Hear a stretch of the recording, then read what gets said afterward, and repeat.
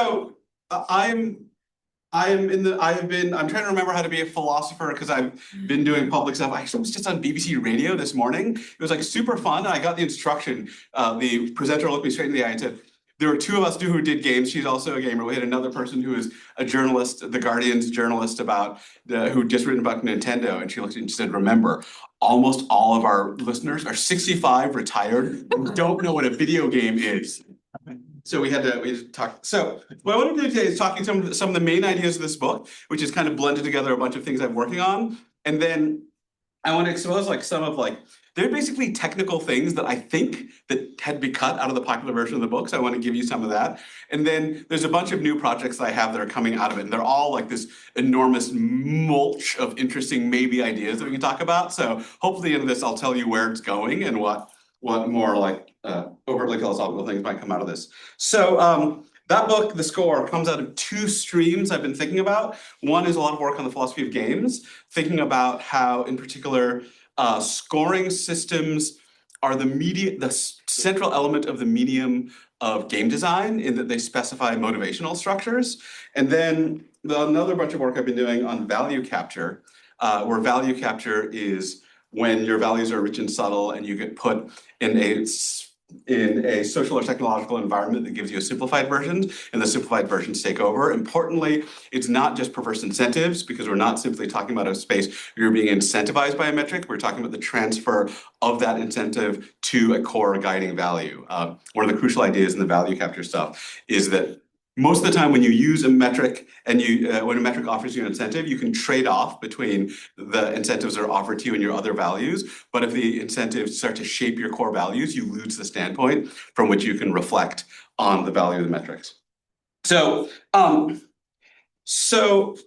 I wrote the book in part because I realized I'd written an entire book. I wrote this new book because I realized I'd written an entire book about the philosophy of games, in which scoring systems turned out to be a beautiful, delightful gateway to play and the heart of everything good about my life. And I'd written another set of papers about scoring systems institutions that turned out to be miserable, grueling, draining, and the worst part of my life. And then I need to explain how these two things could fit together. And that's what, intellectually for me, it's like, keeping me honest, it's really easy to say to crap on metrics, except if you also have to think about why party games are good at the same time, it's quite challenging.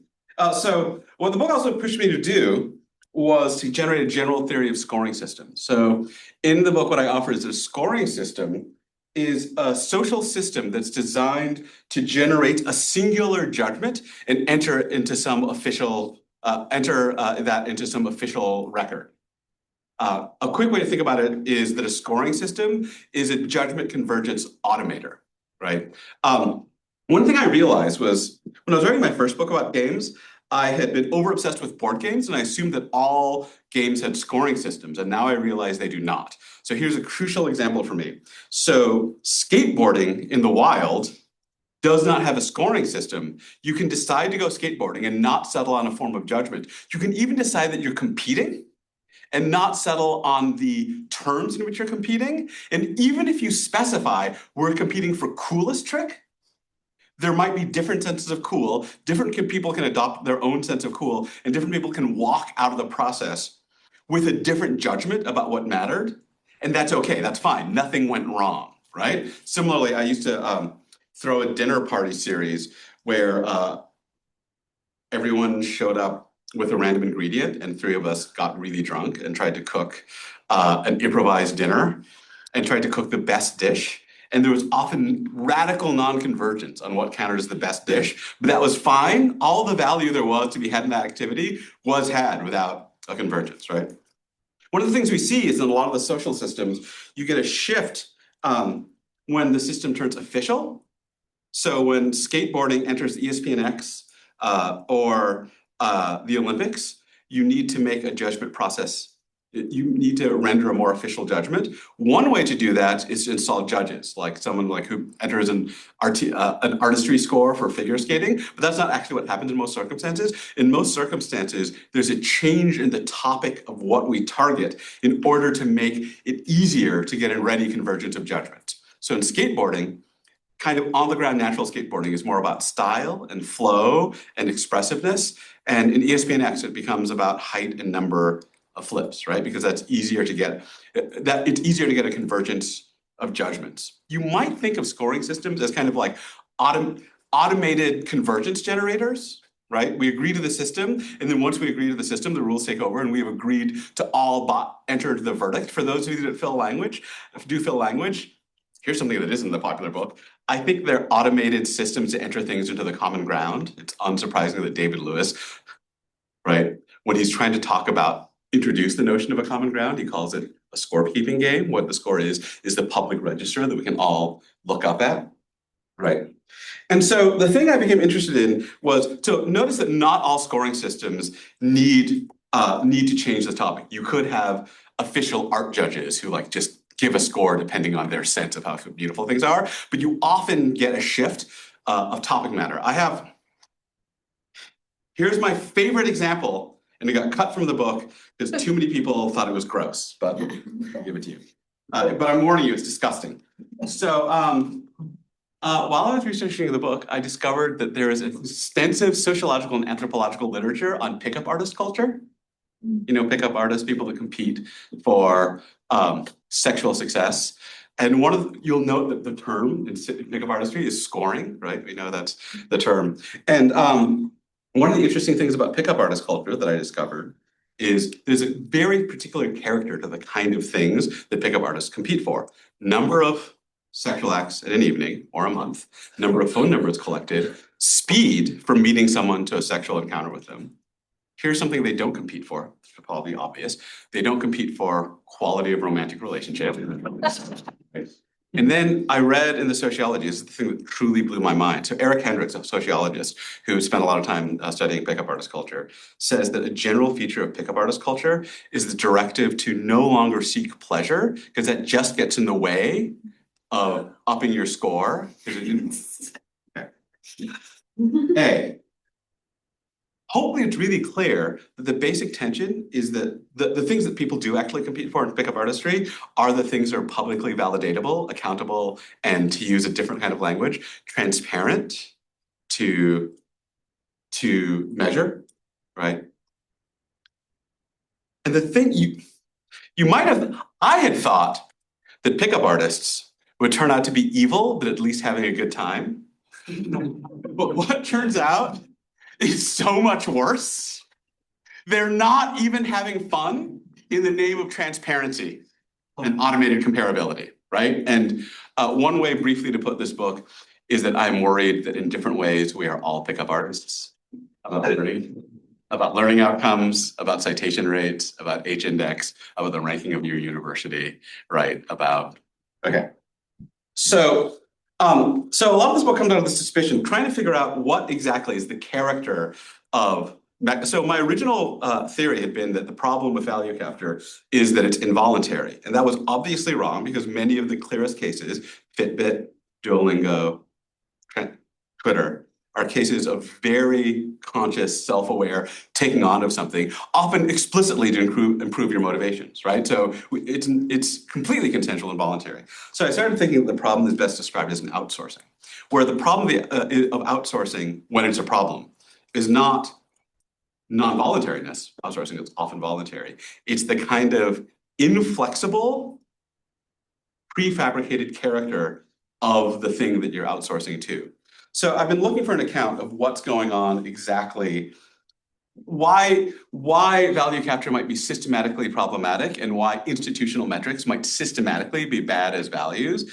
And I found a lot of the answers that were satisfying to me in the literature from science and technology studies. So this is basically like a third of this book is just my book report of like things that both philosophers and all human beings should care about from science and technology studies. So let me just quickly give you two key ideas. So what I'm trying to do is give a general functional character. So the claims I'm making are not about quantification in general. This is not a claim that value does not admit of some kind of technical possible quantification. It's that the typical institutional forces that yield the kinds of metrics that we see in institutions, right? That those institutional forces and institutional logic will typically yield the kind of thing that doesn't make for good values.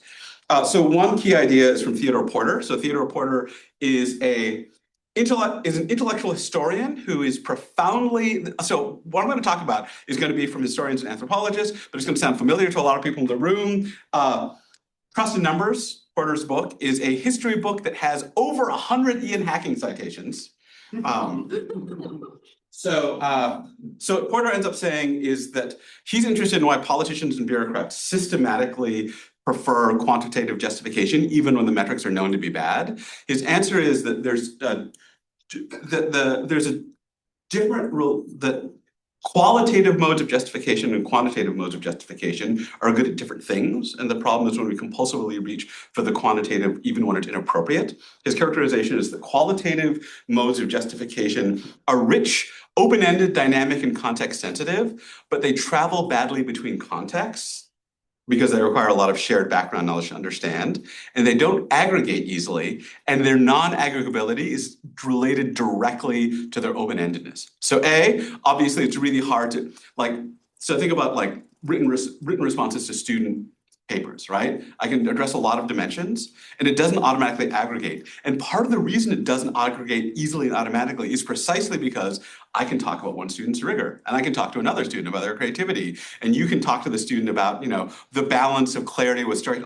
Because it's so multidimensional, it's not auto-aggregating. So institutional quantification, says Porter, are design technical instruments where we create something that crosses contexts by removing features that are highly contextually dependent. So it's a context invariant kernel, right? So a letter grade in the state is like A, B, C, D. Everyone agrees approximately to what it means, which means that the meaning is held stable as it crosses context and that it aggregates automatically. But that's a design feature, right? So the truly terrifying thing that Porter suggests to me is the social power of quantitative reasoning is directly and functionally related to its insensitivity and low contextual features. Does that make sense? It is a design. His term is they're designed portable instruments. They're designed to travel, and the way they're designed to travel quickly is to remove features that depend on high context. Right? I find this fucking terrifying. I asked my students to read this next to Miranda Fricker, and to talk about systematic hermeneutical gaps that might happen in a heavily databased world if a basic design feature of data is that it's low context, right? So that's one way. Another is Lorraine Daston. I suspect a lot of you are familiar with Lorraine Daston, especially her earlier work on the history of objectivity. Her new book, Rules, is one of the best things I've ever read in my life. Just so good. It's a social history of the concept of a rule and how it changes over time. And she says that a lot of how we think about a rule now is very historically recent. That the older conceptions of a rule include what she calls a rule as a principle, which is an abstract generalization that admits of exceptions, where the exceptions are non-explicitly listable. So that knowing how to apply it requires high discernment and judgment because you have to know whether or not you're in an exception case. So my favorite example from my years in creative writing is the rule of show, don't tell, which is a good generalization. It's a good beginning guide, but as we know, there are plenty of exceptions. Right? All happy families are alike. Every unhappy family is unhappy in its own way. Totally violates show, don't tell. And what Daston says is, in order to know when to break the rule, you have to understand the reason behind the rule. And a principle is something that when you understand it as a principle, you know it can't capture every exception case. So the rule is a pointer to something beyond it, but you use it knowing that it is defeasible. Another classic notion of a rule as model, basically a role model, right? What would Jesus do? Or what would Karl Popper do? That's right here, right? Is 100% rule as model. She points out so if you read the book, she does a long study of the rule of St. Benedict, and the rule of St. Benedict is St. Benedict. So notice that both principles and models require acts of complex interpretive judgment to apply to particular cases. It's not clear how you'll apply to a particular case. Then she says the modern version is the most modern notion of a rule, which has become dominant, is what she calls an algorithmic rule or a mechanical rule. And that's a rule that's designed to be followed as written, exactly as written, with no exceptions and deviations. And then she says, what I think is the most interesting thing, and for me, the most interesting thing for social epistemologists. She says, people think that mechanical rules arose with computing machines, but they actually arose 100 years earlier in an attempt to cheapen labor by transferring the task from the hands of sensitive, high experience experts who are hard to replace to highly easy to replace workers. An easy way to think about this is to think about how hard to replace, say, a grandparent who has been in a long sensitive cooking tradition is versus what happens at McDonald's, right? So McDonald's has one of the things that Destin points out is that old school recipes don't look like what we're used to. So old school recipes often look like knead the bread and add enough water until it feels nice and spongy. Let it rise until it smells yeasty and then bake in a hot oven until it rings nicely when knocked. And new recipes are like 2 cups, 1 cup. Hopefully it's clear that the older version is principal rules and the newer version is mechanical or algorithmic rules. The thing I think that's really interesting to note here is that the first time you read that old school recipe, your response might be, this feels primitive, this feels medieval, this feels gross. I have a lot of people get nervous when they see these. When I have a slide, I put up slides of these things. And then if you think about it, the rule, bake it until it rings nicely when knocked, is actually a more accurate rule for what we care about, because you're using your ears to detect loft, which is what we actually care about. And when you hit the right moment of loft is highly variable. But it's a rule that requires significant experience and, say, training with someone who does it a lot to know how to apply. So the transition from principled recipes to algorithmic recipes is a transition that trades away sensitivity and adjustability in exchange for accessibility. And that's the basic trade-off I think she's suggesting for us, and that gives us a basic social function, right? And that social function is that it makes workers more replaceable. So the social function underneath mechanicity, according to Daston, is worker fungibility. So one of the things I offer is that Daston treats it as a binary, mechanical, non-mechanical. I suggest that it actually scales because sometimes you have mechanical rules that are relative to a particular class of people. So my wife does R&D for a blood testing lab, and she writes SOPs, standard operating procedures, that can be executed mechanically by anyone with a chemistry degree, a bachelor's in chemistry. That's still mechanical, but it's mechanical relative to a background. So, does that make sense? But when you write something mechanically targeting that background, you're writing it so that anyone who has a BA in chemistry across the hiring scape could execute those rules. And so you can hopefully see that there are really a lot of criteria that get excluded that you can't use as triggering features in such a landscape. There's one of my favorite examples I found in Theodore Porter about what happens when we transition, when we try to scale up change our rules to scale up the fungibility of workers. Is the example of the hide. Do you know the hide? Love this example. Okay. So we used to measure land by we. Europeans, but a lot of European countries had similar land measures. In England, they had the hide. The hide is the amount of land required to sustain an average family. It's a really cool measure, right? Notice that it's very not related to a particular volume, right? A hide near a rich river might be the size of this room. A hide in a forest is medium, a hide in a plain is big, a hide in a desert is huge. It actually tracks what we care about. Notice it's not just an average yield too, because if a place is really fertile 4 out of 5 years, but every 5 years falls to nothing, that's not a hide. It's a super functional measure that tracks what we actually care about, but it requires incredibly high local environmental knowledge to apply. So we stop using hides, say the historians, when we transition from local governance to distant governance. In England, the hide seems to vanish around the time of the Doomsday Book. So like we're talking 1200, right? But does that make sense? And I think like there's so many interesting measures.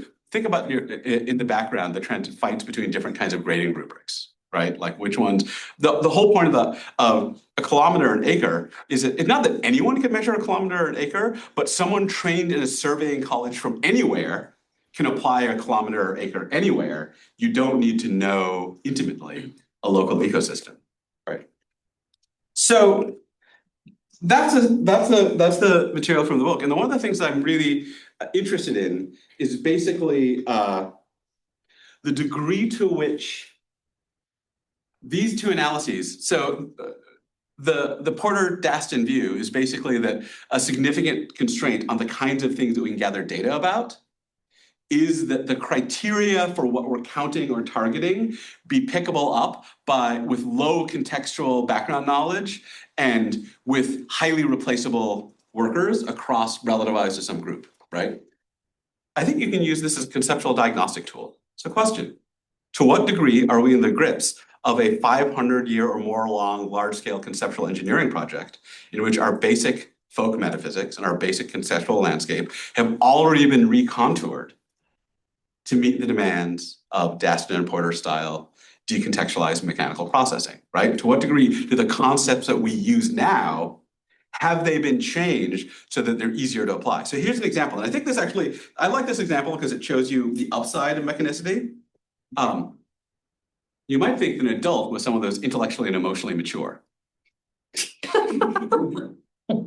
That's an important standard. That's what we actually care about in most things, but that does not meet mechanicity. Different people will judge in different ways. So we replace that with the notion of an adult as someone who in the US is 18 years or older. Right? Does that make sense? There's the recontouring of a concept around a clear line that everyone will judge in the same way. And that's a case where it's fucking great. I think in almost every legal use of the term adult, we should use the mechanical concept. But does that make sense? You can see the two next to each other. So there's a question about how many of our concepts have already been past that kind of reorientation.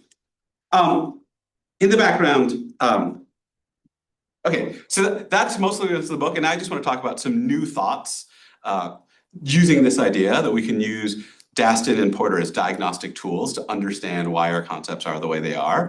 So I'm particularly interested in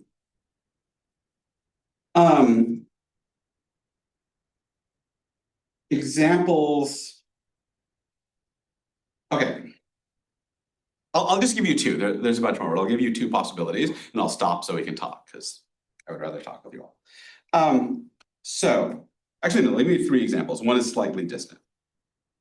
One thought, has our conception of art already been transformed by the standard of mechanicity and the standard of portability? So this is the most distant of these from what I've been talking about, but let me try this. So the sociologist Jennifer Lena has this great example where she says, so I think she's talking about a kind of Navajo art that involves sprinkling sand over a seating area, and then people come sit on it and it destroys the artwork. And part of the thing that's beautiful is both the sprinkling and the sitting. Like, that's the thing. When Western art market folks show up, they say, we can't actually transport this or sell it. And so they ask people to glue the sand to a panel that they can transport and sell. So here's one suspicion. If you read the philosophy of art, there's a lot of work desperately asking for the metaphysical differences between an original and a copy, and desperately asking for what counts as the work such that it's separable and movable. Here's one thought. That's art market apologetics. That actually, an aesthetic life is often a weird, complicated, messy thing that's not easily transportable. But then we have this art concept where the key to an art concept is, if you do art ontology at all, it's always relativized to a frame. What is in frame and what is out of frame? And fixing a clear boundary makes it possible for me to say, I moved this artwork and sold it to you, and now you have the artwork, right? That's one example. Here's another example. Okay.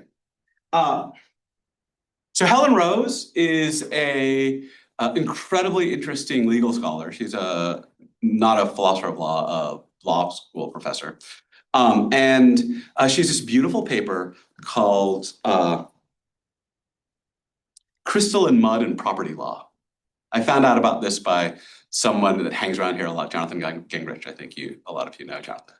Jonathan showed me this paper. So what Helen Rose says is that there's this push-pull force. So here's something I found out I did not know.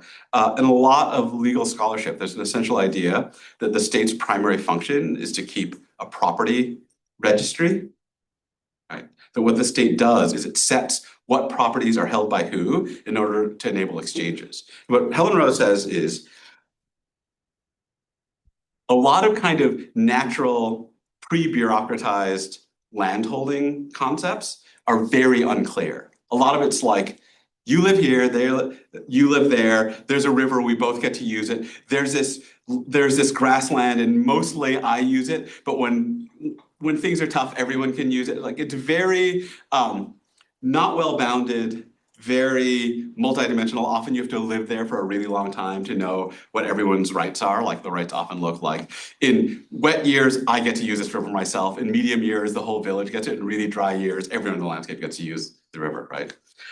It's very hard to buy and sell land in such a regime because you have to contact every single stakeholder to transfer the land. And so what we get when we get large-scale bureaucratized states is we get a change of property conceptions such that every piece of property or every particular right to a piece of property is held by one entity and one entity only, and the property is well bounded. We boundarize the outside such that I can buy a piece of land from you. Does that make sense? If the land was held in a weird, complicated way across all of you, who do I pay? But if I know that you hold the land, then I can buy the land from you. So a key role of the state is to create clear boundaries and clear ownership relationships such that we can enable transfers. Here is my goofy suggestion. I think something similar might have happened with our sense of self, and in particular, our sense of responsibility. Who's actually responsible for an event? That's not a singular person. It's always this weird amorphous splurge towards like a billion people. And then we artificially locate crimes in one person because at some point states have to be like, you're in jail. But that's an artificialization. I think the best example, I've been trying to run an example. This is the last thing I'll say, then we'll get to Q&A. The best example I can think of is the idea of creative responsibility and artistic agency. So there are a lot of questions that get generated by who was responsible for this work of art. And if you think about it for a second, the idea that one person is wholly responsible for a work of art is batshit crazy. Everyone comes out of a long-generated embedded community and tradition through which they are temporary focal points. But then for property assignment reasons, we have to say the money goes to you, or you're the artist, you get to decide whether somebody gets to use that song, right? But so does it make sense? So I have the long-term theory is to chase down, a long-term quest I have right now is to chase down ways in which the ideal of being able to assign edges to our agency, in particular, to assign acts to one person rather than another, or creativity to one person rather than another, is part of a long-term bureaucratic procedure that makes legal processes easier, but doesn't actually make that much sense of the thing that is lived with us. That's it.